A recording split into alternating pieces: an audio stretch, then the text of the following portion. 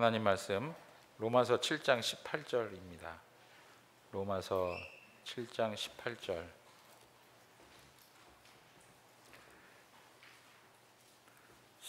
18절 다 같이 한 목소리로 읽도록 하겠습니다.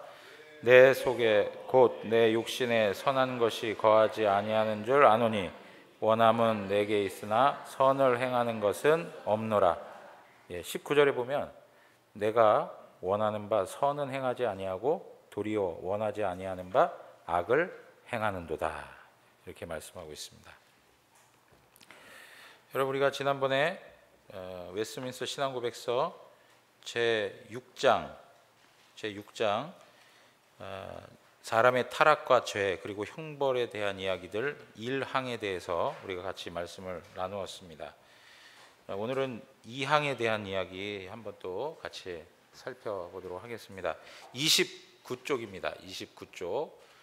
혹시 이 신앙고백서를 못 갖고 오신 분 있으시면 손을 들어 펴해 주시면, 우리 저 백희숙 집사님,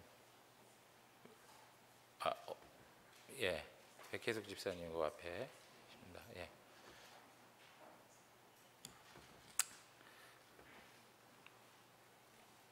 자, 두 번째, 백희숙 집사님 이 앞에, 있으세요? 자, 2항 우리 한번 다 같이 읽도록 하겠습니다. 이 죄로 말미암아 이들은 원의와 하나님과의 교제에서 떨어졌으며 그리하여 죄 가운데 죽은 자가 되었고 영혼과 몸의 모든 기능과 부분이 완전히 오염되었다라고 얘기합니다. 여러분, 죄를 지은 인간에게 미친 결과가 무엇인가라고 하는 것입니다. 첫째 결과가 원의를 상실했다라고 하는 겁니다. 원의를 상실했다. 여러분, 원의라고 하는 것, 오리지널 라이처니스라고 이렇게 영어로 표기되어 있습니다. 하나님께서 우리에게 주신 의로움, 하나님의 의가 완전히 상실된 겁니다. 우리 로마서 금요일 날 로마서 말씀을 우리가 이제 살펴보고 있는데, 인간에게 있어서 가장 심각한 문제가 뭐냐니까 하나님의 의가 없다는 거예요. 우리 안에 하나님의 의가 없어. 지금 장로님 말씀하셨는데 그걸 다른 말로 얘기하면 우리는 죄인이라는 거예요. 죄인으로서 하나님의 의로움이 하나도 없어요. 죄 때문에, 타락해서. 그래서 로마서 1장에서도 얘기하는 것처럼 복음에는 하나님의 의가 나타나서 이렇게 설명하고 있는 거예요. 복음에 하나님의 의가 있어서 의가 없는 죄인에게 그 하나님의 의를 주시면서 어떻게 해요? 우리를 죄악에서 구원해 주신다는 것이 복음의 내용이 되는 것이죠. 여러분, 이러한 내용에 있어서 우리의 영혼과 몸의 모든 기능과 부분이 완전히 오염되었다라고 이렇게 설명을 하는데, 어떤 겁니까? 우리의 어떤 지식, 총명, 그리고 우리의 의지, 이런 것들이 어두워지고 왜곡되고 강팍해지고 감정은 더러워지고 무질서해지는, 우리 마음 가운데 감각할 수 있는 모든 것들이 다 마비되어지는 그러한 상황에 이르게 되었음을 설명해 주고 있습니다. 여러분, 우리가 죄 짓기 전에 가졌던 하나님께서 주셨던 많은 행복들, 하나님께서 우리에게 허락해 주신 삶의 환경이라고 하는 것들이 우리를 위해서, 우리의 삶에 행복을 주기 위해서 하나님이 다 조성해 주신 거예요. 그 풍성함들, 그 즐거움들, 이런 모든 것들을 누릴 수 있는 그러한 자격을 가지고 있었던 자리에서 이제 완전히 저주받은 자로, 그리고 수고롭고 슬픈 삶을 살아가게 되는 그러한 현실에 이르게 되었다는 것을 성경은 우리에게 설명해 주고 있는 겁니다. 자, 그래서 뭐라고 얘기하느냐? 이 죄로 말미암아 이들은 원의와 하나님과의 교제에서 떨어졌다. 여러분, 의로움을 상실하니까 하나님 그분 앞에 갈 수 있겠습니까? 없습니다. 하나님은 의로우신 분이에요. 의를 상실했다라고 하는 말은 다른 말로 얘기하면 우리는 전적으로 타락했다는 얘기예요. 소극적으로 얘기했을 때 우리는 의를 상실했습니다 이렇게 얘기할 수 있지만, 그걸 적극적으로 이야기하자면 어떤 말이냐? 우리는 죄인이 되었다는 거예요. 죄로 말미암아 타락하고 부패된 심성이 되었다는 것을 말해주고 있는 거예요. 그러니까 그렇게 죄인에게 하나님의 의가 없기 때문에 하나님하고의 관계가 이어질 수 있습니까? 없습니까? 관계가 이어질 수가 없어요. 왜요? 하나님은 죄에 대해서 어떻게 하세요? 진노하세요. 하나님은 죄에 대해서 분노하세요. 하나님은 죄를 싫어하세요. 하나님의 의로움은 죄에 대해서 대적하세요. 그러니까 어떻게 교제가 가능할 수 있습니까? 어떻게 죄인이 하나님하고 함께 할 수가 있겠습니까? 전혀 불가능한 일이 되어버리는 거예요. 그래서 여러분, 우리 인생에 있어서 가장 중요한 문제는 다른 게 아니에요. 하나님과 나와의 교제가 단절되었다는 것, 그것이 인생에 있어서 가장 심각한 문제인 거예요. 반대로 얘기하면 우리 인생에 있어서 가장 복된 게 뭐냐? 예? 이 세상에서 건강하고 이 세상에서 내가 원하고 바라고 뜻하는 대로 삶의 성공을 이루어가고 하는 것 다 좋을 수 있지만요, 여러분, 그것이 우리를 하나님과 관계할 수 있도록 만들어주지 못한다는 거예요. 우리 인생에 있어서 가장 중요한 것은 하나님 그분하고 우리가 교제할 수 있는 사람이 되었다는 거예요. 그것이 굉장히 가장 중요한 절대적인 복인 거예요. 모든 만물의 창조자가 되시고 모든 복의 근원이 되시는 그 하나님하고 단절된 인생이 아니고 교제가 끊어진 존재가 아니라 그분과 하나 되어 살아가고 있다는 것 자체가, 이거는 엄청난 일이라는 거예요. 이런 내용들이 우리의 마음속에서 정말 깊이 있게 다가와야 되거든요. 그러면 어떤 문제가 생겨나느냐? 이 땅에서 살아가는 크고 작은 부딪히는, 그리고 갈등하는, 그리고 고민하고 아파하는 일들에 대하여 그 모든 것들을 다 상대적인 것으로 이해하고 하나님의 절대적인 복을 누리고 있다는 이 사실로 인해서 그 모든 것들을 감당해낼 수 있는 은혜도 생겨나는 거예요. 그런데 하나님과 내가 이렇게 교제하고 있다는 것 자체, 하나님을 두고 아버지라고 부르고 또 하나님은 우리를 자녀로 대해 주시고 하는 그 모든 것에 대하여서 그게 얼마나 큰 복인가 하는 것을 우리가 깨닫지 못하고 살아가기 때문에 이러한 복이 무엇인지도 모르고 그것이 얼마나 크고 놀라운 사건인지도 모른 채 그냥 세상에서 주어지는 많은 일들로 인해서 마음은 들들 볶이고, 그리고 갈등하고, 그리고 내 마음과 뜻대로 되지 않는 현실들 앞에서 좌절하고 절망하고 아우성치고 이제 막 그런 삶의 방식을 가지고 살아갈 수밖에 없는 거예요. 여러분, 오늘 인간이 가지고 있는 가장 큰 문제, 하나님의 의로움을 상실하고 그리고 하나님과의 교제에서 단절되었다는 것. 그런데 그 결과가 무엇이냐라고 하니까 죄 가운데서 죽은 자가 되었다라고 이야기하고 있습니다. 여러분 4번 보십시오. 4번 창세기 2장 17절, 각주 4번에 창세기 2장 17절 다 같이 한번 읽겠습니다. 선악을 알게 하는 나무의 열매는 먹지 말라.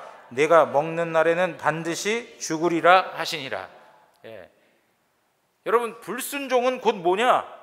죽음인 거예요. 죽음. 불순종은 죽음이에요. 아담과 하와가 선악을 알게 하는 나무를 먹지 마라 라고 얘기를 들었으면 그 말씀대로 순종했어야 생명을 유지할 수 있었는데, 그 말씀 앞에 불순종하고 내 마음대로 내 뜻대로 내가 하나님처럼 되고 싶어서 하나님의 명령을 어기고 불순종했더니 무엇이 찾아왔어요? 죽음이 찾아온 거예요. 죽음이. 그래서 에베소서 2장 1절에도 사도 바울은 우리의 예수 그리스도를 만나기 이전의 영적 상태를 두고 말을 할 때 뭐라고 얘기하고 있느냐? 다 같이 한번 읽어보세요. 2장 1절입니다. 시작. 그는 허물과 죄로 죽었던 너희를 살리셨도다. 우리가 어떠했다고요? 예수 그리스도의 은혜를 입기 전에는 어떠했다고요? 허물과 죄로 죽었던 자예요. 죽었던 자. 영적으로 죽어 있는 거예요. 여러분, 우리 신앙의 내용들은 죽음과 생명에 관한 문제라는 것을 놓치지 말아야 돼요. 우리는 영적으로 죽어 있었어요. 죄로 인하여, 허물로 인하여, 하나님 앞에서 불의함으로 인하여서, 불순종으로 인하여서 하나님 앞에서 죽었던 자예요. 육체의 죽음이 찾아왔습니다. 육체의 죽음이 찾아왔어요. 그걸 우리는 일시적인 죽음이라고 말을 할 수 있어요. 여러분, 우리가 모든 사람들이 다 일정한 시기를 살다가 육체와 영혼이 분리됩니다. 맞습니까? 예. 일시적으로 우리는 죽을 수 있어요. 그러나 영원한 죽음이 있습니다. 영원한 죽음은 무엇입니까? 영혼과 육체가 하나님으로부터 완전히 분리되는 게 영원한 죽음이에요. 예. 자, 우리는 죄로 인하여 죽었습니다. 허물과 죄로 죽었습니다. 그래서 우리에게 육체의 죄송합니다. 죄송합니다. 네.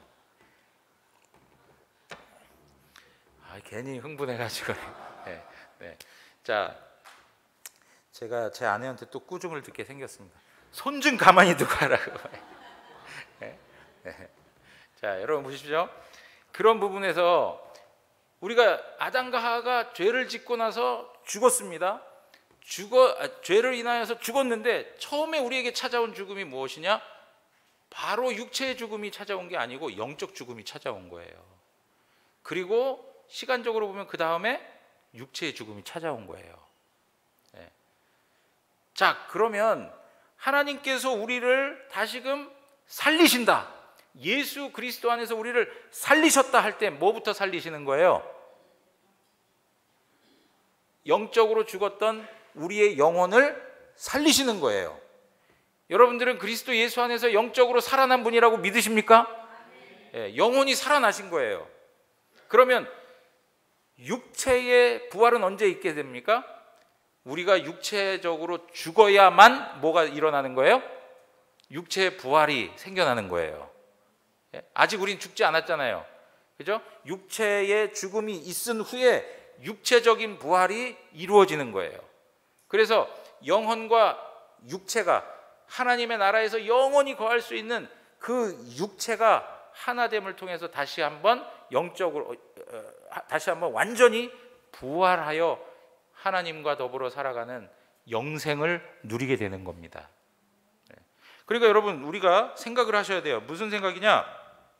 우리가 죄를 지었기 때문에 우리에게 죽음이 찾아온 거지, 죽음이 그냥 자연스럽게 있었던 것이 아니라는 사실을 아셔야 돼요.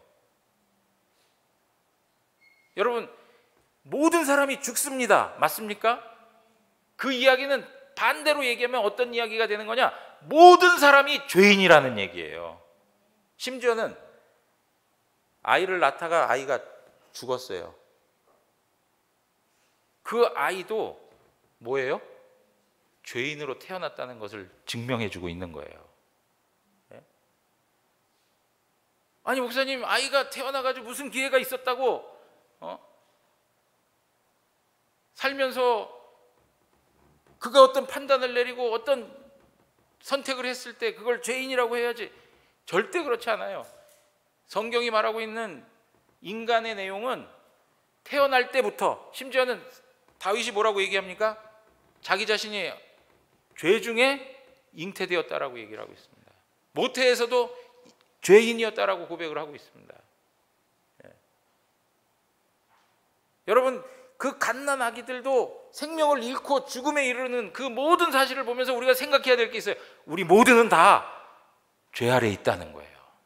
우리 모든 다 죄 아래에 있다는 거예요. 그런데 기독교 역사상 어떤 부분에 있어서 그렇지 않다. 인간은 태어날 때부터 어떻다고요? 악하지 않다. 인간은 태어날 때 악과 선의 어떤 한쪽으로 치우쳐서 태어나지 않고 중립적으로 태어나는 것이다 라고 주장했던 사람이 있습니다. 그 사람이 펠라기우스라고 하는 사람이에요. 그런데 이러한 펠라기우스 사상들이 결국에는 역사 속에서 정죄를 당하죠. 이 성경적이지 않다라고 정죄를 당하죠. 그런데 신기하게도 인간 안에서는 계속적으로 이러한 흐름이 다음 세대로 이어지고 또 다음 세대로 이어져요. 그래서 소시니안주의라고 하는 사람들이 이제 등장하게 되는데, 그 사람들도 펠라기우스의 그런 사상을 받아서 인간이 무엇인가 선을 이룰 수 있는 존재로 설명을 한다는 거예요. 자, 여러분 보십시오. 이제 영혼과 몸의 모든 기능과 부분이 완전히 오염되었다 이렇게 얘기를 합니다. 자, 우리 각주 5번 한번 보십시오. 각주 5번 디도서 1장 15절에 있는 말씀 한번 다 같이 읽겠습니다. 깨끗한 자들에게는 모든 것이 깨끗하나 더럽고 믿지 아니하는 자들에게는 아무것도 깨끗한 것이 없고 오직 그들의 마음과 양심이 더러운지라. 창세기 6장 5절입니다. 또 읽습니다. 시작.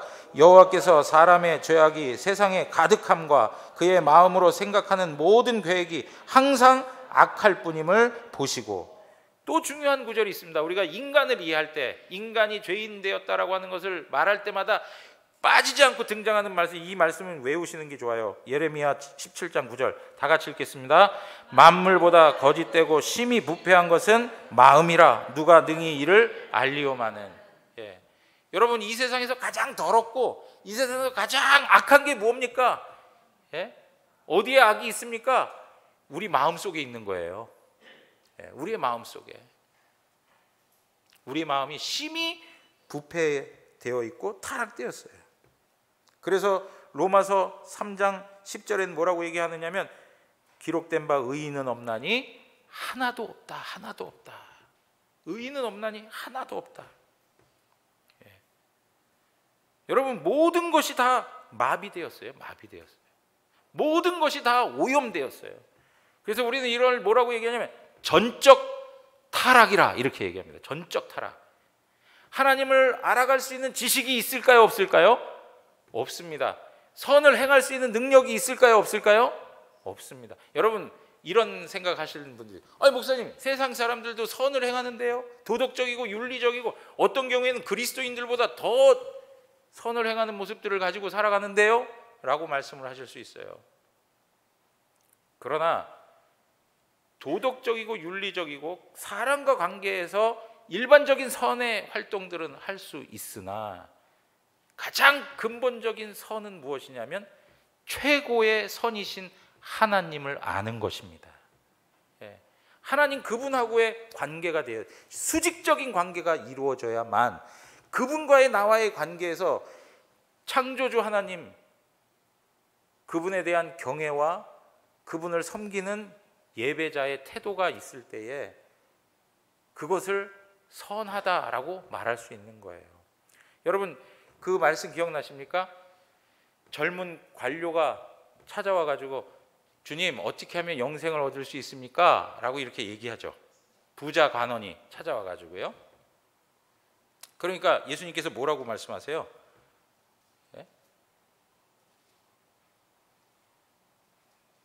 다 기억 안 나요? 뭐라고 얘기하냐면 선하신 주님 이렇게 얘기를 합니다. 그러니까 어떻게 너가 나를 선하다 하느냐, 하나님 외에 선하신 분이 없다. 그러면서 어떻게 영생에 이릅니까? 라고 얘기를 합니다. 그러니까 계명을 지켜라 그렇게 얘기합니다. 근데 예수님께서 계명을 지키라고 할 때 어떤 계명을 이야기하죠? 십계명의 상반부에 있는 계명을 말하지 않고 뒤에 사랑과 관계된 계명들을 쭉 얘기해요. 그러니까 그 관료가 이야기합니다. 뭐라고 얘기하냐면, 제가 그런 거 다 어릴 때부터 잘 지켰습니다. 그렇게 얘기해요.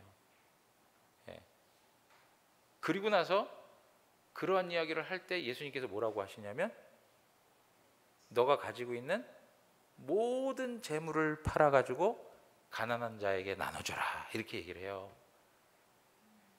그리고 나니까 이 관리가 고민을 하죠. 예.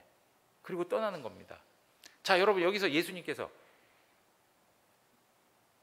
이 십계명의 그 후반부에 있는 내용들을 어릴 때부터 다 지켰습니다 했던 그에게 너가 가지고 있는 모든 소유를 팔아 가난한 자들에게 나눠줘라 라고 하신 이유는 무엇이냐면 결국은 너의 인생의 주인이 누구이냐라고 하는 것을 묻는 거예요. 예?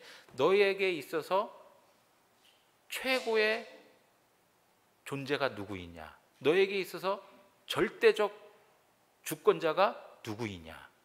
누굴 두고 지금 예수님께서 말씀하시는 걸까요?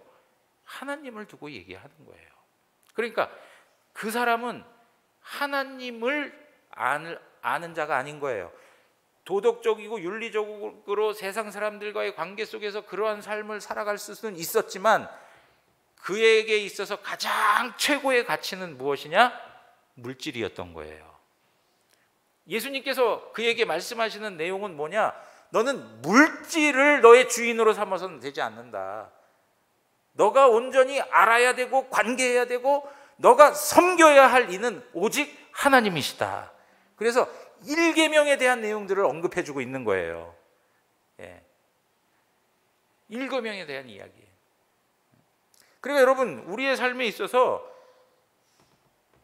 도덕적이고 윤리적으로 착한 사람들도 많이 있어요.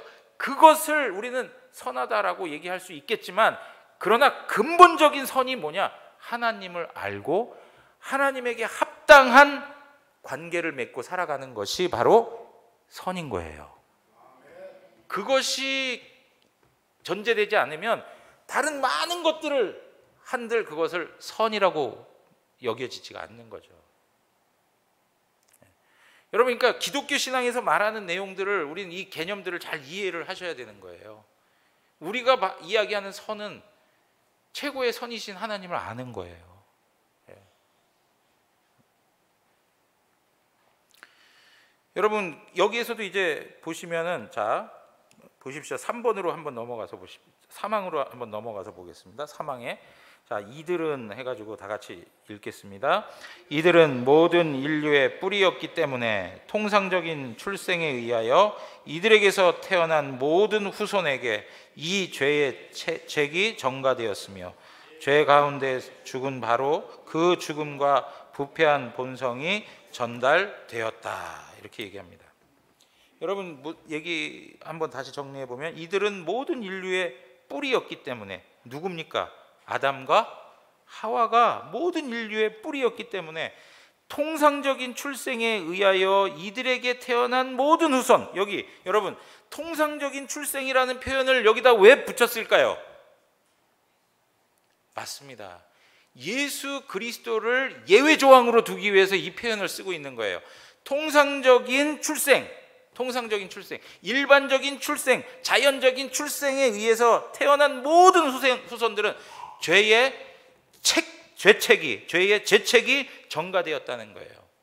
하나님의 죄로 인한 그 죄의 그 본성의 타락과 더불어서 그 죄에 대한 결과를 이들이 책임져야 되는 그러한 상황에 이르게 되었음을 설명해 주고 있는 겁니다. 자, 여러분 한번 보실까요?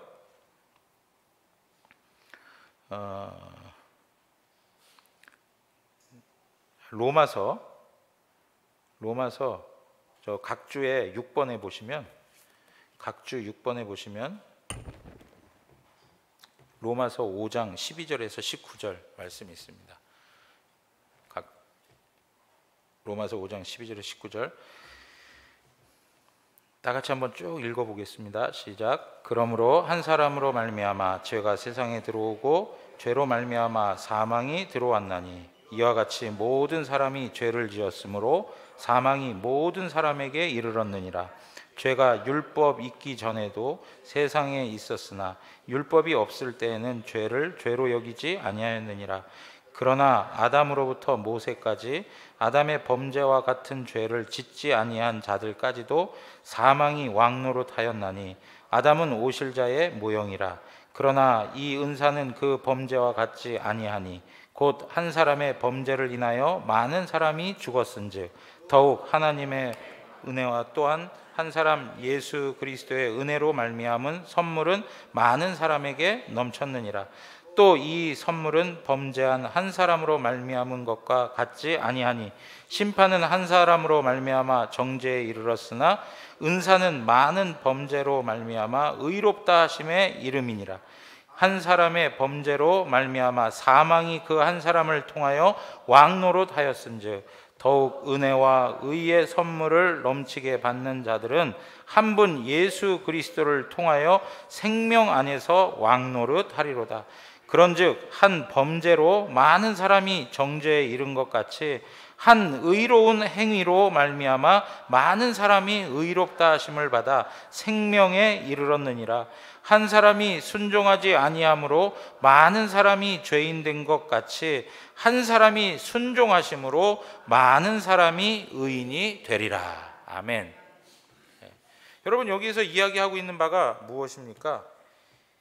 통상적인 출생에 의해서 태어난 모든 후손들, 자연적 출생에 의해서 생겨난 모든 후손들, 그 죄의 죄책이 다 전가됐다는 거예요. 여러분, 전가됐다는 말 아시죠? 다 옮겨졌어요. 그러니까 갓 태어나는 아이들도 태어날 때부터 뭐가 되는 거예요? 죄인인 거예요. 죄인. 죄인. 왜 그러냐? 아담과 하와는 모든 인류의 뭐였다고요? 뿌리였다는 거예요. 뿌리. 모든 인류의 뿌리였다. 이거를 조금 더 다른 말로 얘기하면 아담과 하와는 모든 인류의 대표 선수였어요. 대표자였다는 거예요. 지금 오늘 우리가 읽었던 로마서에 있는 말씀이 있지 않습니까? 이 말씀의 내용이 그거예요. 아담과 하와로 인하여, 아담으로 인하여서 우리에게 뭐가 들어왔다는 거예요? 죄가 들어오고 사망이 들어왔다는 거예요. 아담은 우리 인류의 뿌리가 되고 아담은 우리의 대표가 된다는 거예요. 자, 여러분 보십시오. 이 이야기는 자주 들으셨을 거예요. 축구 국가대표 선수들이 몇 명입니까? 한 뭐 20여 명, 이렇게 30명 정도 뭐 이렇게 대표 선수들로 구성이 되고 실질적으로 게임에 뛰는 사람 몇 명입니까? 11명이에요. 11명이 대한민국을 대표하여 선수로 뛰는 거예요. 그래서 뭐 일본이든 뭐 미국이든 아니면 독일이든 어떤 나라하고 게임을 해요. 게임을 해서 우리가 이기면 뭐라고 합니까? 우리는 아, 쟤네들이 이겼어 이렇게 얘기합니까? 우리가 이겼어 이렇게 얘기해요. 우리가 이겼어. 지면은 뭐라고 얘기합니까? 우리가 졌어. 내가 뛴 적 있어요? 옆에 벤치라도 앉아본 적 있냔 말이에요. 어떤 경우에는 내가 보면은 저 게임에서 질 것 같아. 그래가지고 TV도 보지 않을 때도 있어요. 여러분, 그런 거 할 때 있죠. 나만 보면 맨날 져 막 이렇게 해가지고. 근데 여러분 보십시오. 그렇게 해서 그 선수들이 대신 열심히 뛴 거예요. 그런데 그 모든 거의 결과는 누가 다 가지는 거예요? 우리가 갖는 거예요. 마찬가지로 아담이 대표 선수예요. 국가대표 선수가 아니라 민족의, 이 전 세계 인류의 인류의 대표 선수로서 존재하고 있는 거예요. 그들이 죄를 지음으로 말미암아 그들의 심성이 타락되었고 그들이 범죄한 그 죄의 결과를 우리가 책임지게 될 수밖에 없게 된 거예요. 여러분, 이러한 내용들은 고린도전서 15장으로 한번 가서 보실래요? 고린도전서 15장. 고린도전서 15장 21절. 여기 아마 없을 것 같아요. 아, 있습니까? 예, 있군요. 자, 다 같이 한번 밑에 한번 읽어보겠습니다. 시작. 사망이 한 사람으로 말미암았으니 죽은 자의 부활도 한 사람으로 말미암는도다. 아담 안에서 모든 사람이 죽은 것 같이 그리스도 안에서 모든 사람이 삶을 얻으리라. 우리가 흙에 속한 자의 형상을 입은 것 같이 또한 하늘에 속한 이의 형상을 입으리라. 아멘. 네. 여러분 무슨 얘기입니까? 앞에서 얘기한 대로 아담이 첫째 아담이라고 표현도 해요. 첫째 아담이 우리의 뿌리였기 때문에 그가 범죄한 것이 우리의 범죄예요. 그가 하나님 앞에서 그 범죄에 대한 죄책을 가지고 있는 것이 또 우리의 것이라고 이야기를 했습니다.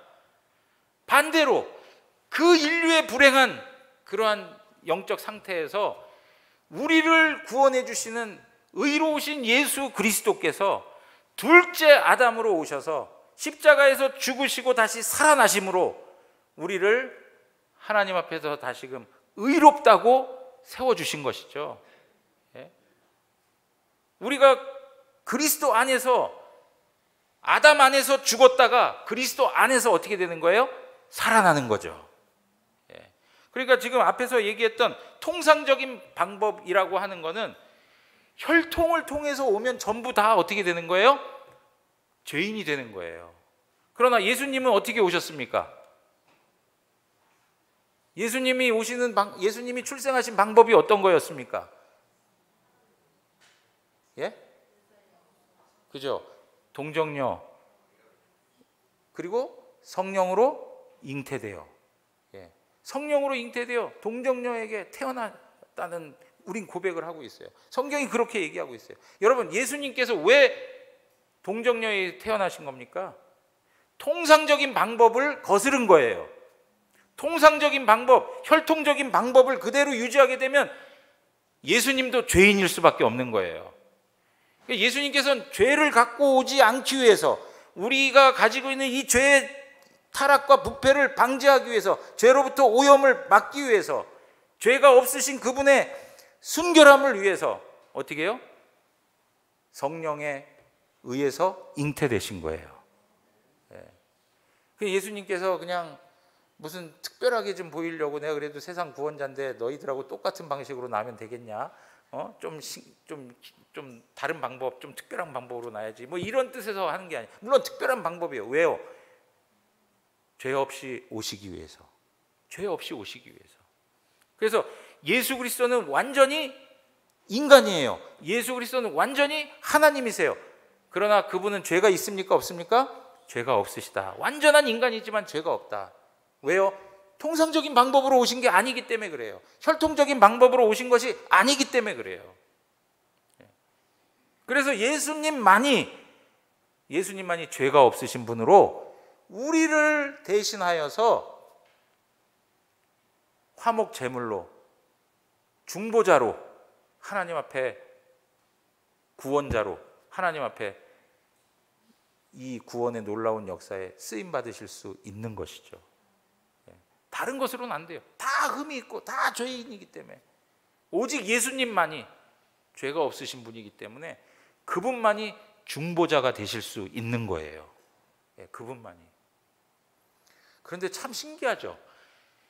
이단에 가 있는 사람들 보면 참 이해 못하겠죠. 뭐 이만희 씨든 뭡니까 안상홍 씨든 뭐 이런 여러 그냥 잡종교 퍼뜨리고 다니는 그런 사이비 교주들 있지 않습니까? 보면은 인간의 연약함과 인간의 허술함과 인간의 부족함과 이런 모든 모습들이 다 보이잖아요. 늙음이라는 거에 거기에 다 관련돼 살아가고 있고, 세월을 거스를 수 없는 어떤 현실들 다 보고 있잖아요. 그런 걸 보면서도 참 교주로 생각하고 구원자로 생각하고 한다는 거 보면 참 이해가 안 되죠. 사실은 이러한 교리적인 내용들만이라도 잘 가지고 있다면 그런 것에 마음을 빼앗길 수가 없는 거예요. 예수 그리스도만이 중보자가 되실 수 있는, 구원자가 되실 수 있는 이유는 그분만이 죄가 없으시기 때문에 그래요.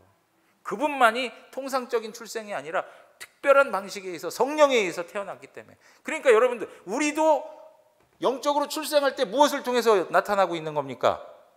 예수님께서 성령으로 잉태하신 것처럼 우리도 성령으로 거듭나는 거예요. 우리도 영적으로 성령으로 출생하는 거예요. 새롭게 태어나는 거예요.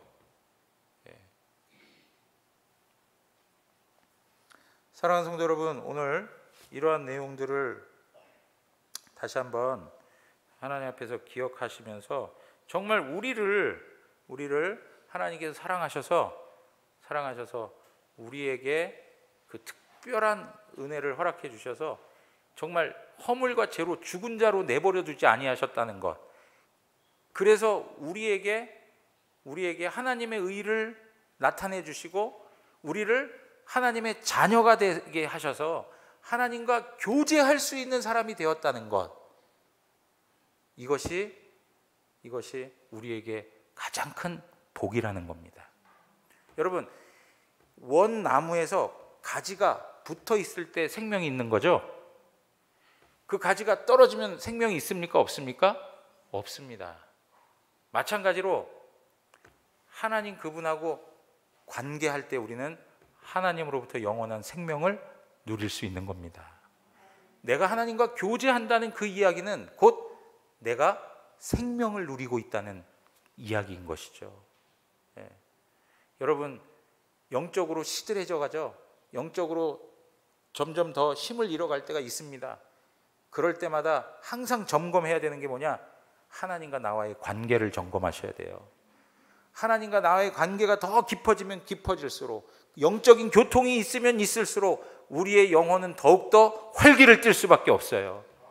왜? 하나님이 생명이시고 생명의 근원자가 되셔서 하나님께서 우리에게 그 생명의 역사를 부어주시기 때문에, 예, 하나님 그분하고 단절되는 삶이 얼마나 끔찍한 것인지를 우리는 아셔야 돼요. 예. 오늘도 우리를 그 특별한 자리로 불러주신 하나님 앞에 감사하면서 그냥 죄인으로 살아가는 인생이 아니라 우리의 전적인 타락함이 있음에도 불구하고 우리를 불쌍히 여겨 구원해 주신 하나님의 사랑 앞에 다시 한번 감사하면서 이 한 주간도 하나님 앞에 영광 돌리며 살아가는 우리 모두가 되시기를 주님의 이름으로 축원합니다.